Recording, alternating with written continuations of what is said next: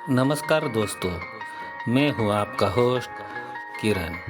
आपका स्वागत है हमारे यूट्यूब चैनल कथा सरिता कहानी दिल की। मेरी प्यारी माँ। माँ बिना जिंदगी वीरान होती है। तन्हा सफ़र में हर राह सुनसान होती है। जिंदगी में माँ का होना ज़रूरी है। माँ की दुआओं से ही हर मुश्किल आसान होती है। माँ तो जन्नत का फूल है, प्यार करना तो उसका हक है। माँ के कदमों की मिट्टी तो जन्नत की धूल है। दोस्तों, माँ हर एक के दिल के करीब होती है। माँ का प्यार जिसे मिलता है वो दुनिया का सबसे खुशनसीब इंसान होता है। आज की कहानी ऐसी ही माँ के प्यार की है। तो चलिए आज की कहानी की ओर। विमल बहुत परेशान था। उसे समझ नहीं आ रहा था कि वो इस परिस्थिति से कैसे निपटे।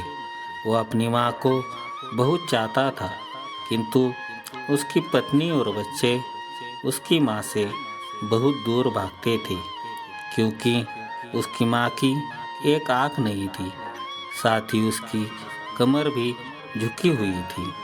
वैसे वह अपना काम सब खुद कर लेती है, किंतु फिर भी वो उसकी पत्नी और बच्चों के लिए हमेशा खटकती है। दादी, आप ऊपर के कमरे में जाओ, मेरे दोस्त आ रहे हैं, विमल के बेटे अखिल ने बड़े बेरुखी से कहा। पर बेटा, मैं तो यहाँ बहुत दूर बैठी हूँ, विमल की माँ ने बहुत प्यार से कहा। नहीं, आप उनके सामने मत रहो, वो मुझे चिढ़ाते हैं, अखिल ने जोर से डांटते हुए कहा। क्या हुआ अखिल, क्यों चिल्ला रहे हो? विमल की पत्नी कामिनी ने किचन से ही आवाज़ लगाई।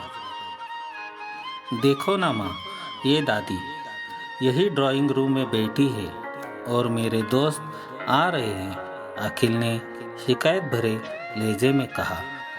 माँ जी, आप ऊपर चले जाओ, क्यों हम लोगों को लजवाती हो, कामिनी ने बेटे का पक्ष लेते हुए कहा। विमल बाजू के कमरे से सब सुन रहा था। उसे कष्ट हो रहा था कि उसकी माँ को अपमानित होना पड़ रहा है, किंतु वो असहाय था। अगर वो कुछ कहता है तो पत्नी और बच्चे उसका विरोध करने लगते हैं। दूसरे उनके तर्क भी सही लगते हैं, क्योंकि वो एक प्रशासनिक अधिकारी था। उसका सामाजिक स्तर बहुत ऊंचा था। उसकी ससुराल भी एक उच्च घराने में थी। अंततः वह चुपचाप इस तरह हर दिन अपनी माँ को अपमानित होते देखता रहता था।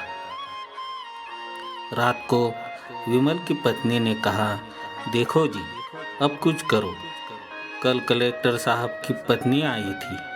माँ जी अपनी देशी धुनधारा में उनसे मिली। मुझे बहुत शर्म आ रही थी, बताते हुए कि ये मेरी सास है। मैंने कह दिया कि दूर की रिश्तेदार है, इलाज करने आई है।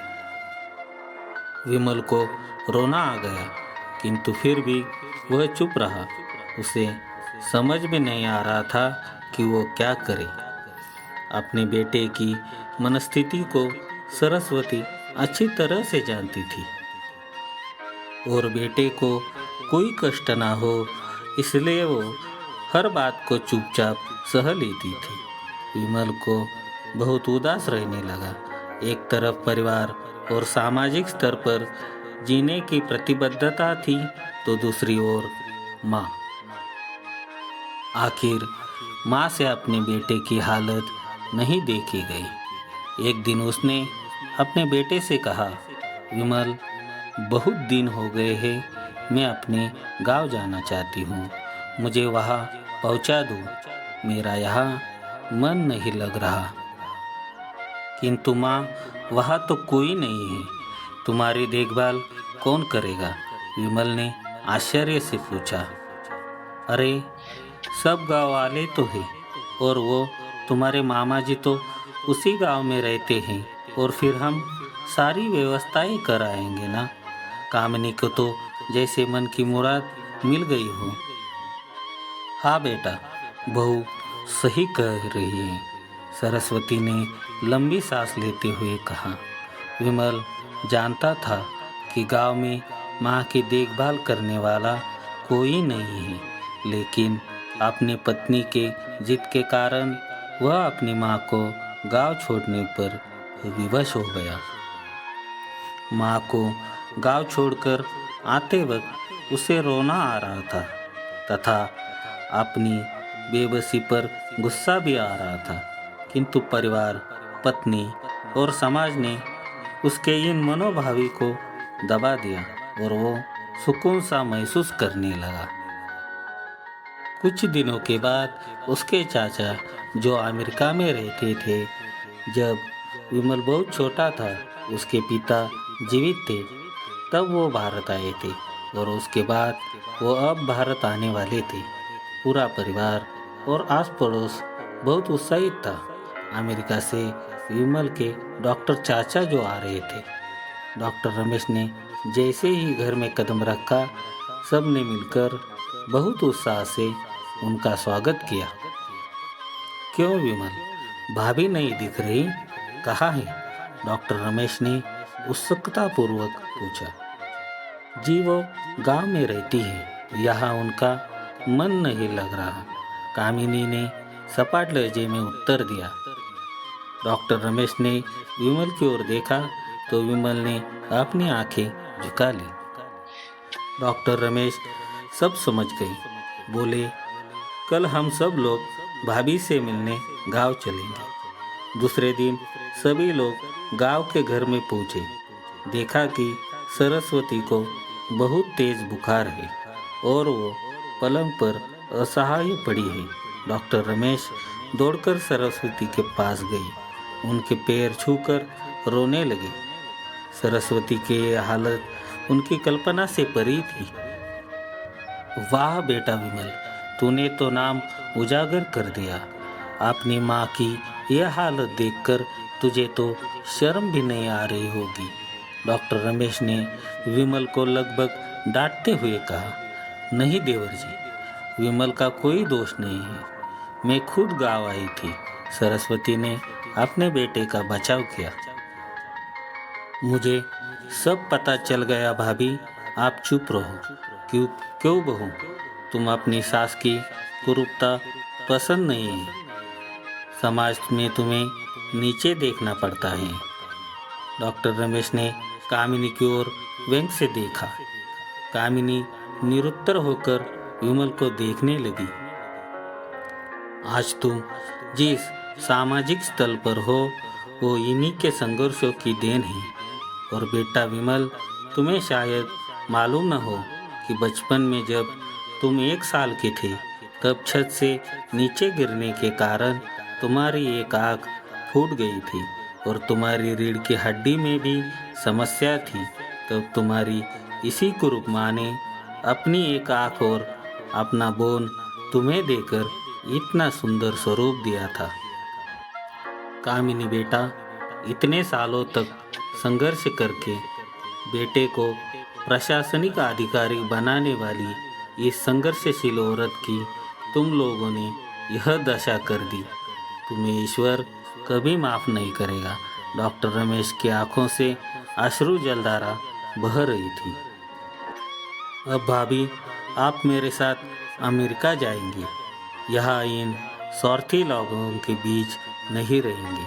डॉक्टर रमेश ने सरस्वती से कहा। विमल को तो काटो तो खून नहीं था। डॉक्टर रमेश जो उसके चाचा थे, उन्होंने जो राज बताया, उसके बाद तो विमल को यही लग रहा था कि उससे ज़्यादा पापी इंसान इस दुनिया में कोई और है ही नहीं। वह दौड़ता गया और माँ सरस्वती के कदमों से लिपट गया। माँ, मेरा अपराध अक्षम्य है, मैं जानबूझकर चुप्पी साधे रहा। अब सिर्फ आप ही उस घर में मेरे साथ रहेंगे और कोई नहीं। विमल ने आग्नेय दृष्टि से अपनी पत्नी और बच्चों को देखा। कामिनी को भी बहुत पश्चाताप हो रहा था, किंतु उसकी हिम्मत नहीं हो रही थी कि वो सरस्वती से आंखें मिलाए। सरस्वती ने कामिनी की मनस्थिति को समझकर उसको पुचकारते हुए अपने पास बुलाया और विमल को डांटते हुए कहा, खबरदार, जो मेरी बहू को मुझसे अलग करने की कोशिश की तो मुझे ही घर से बाहर निकाल दूंगी।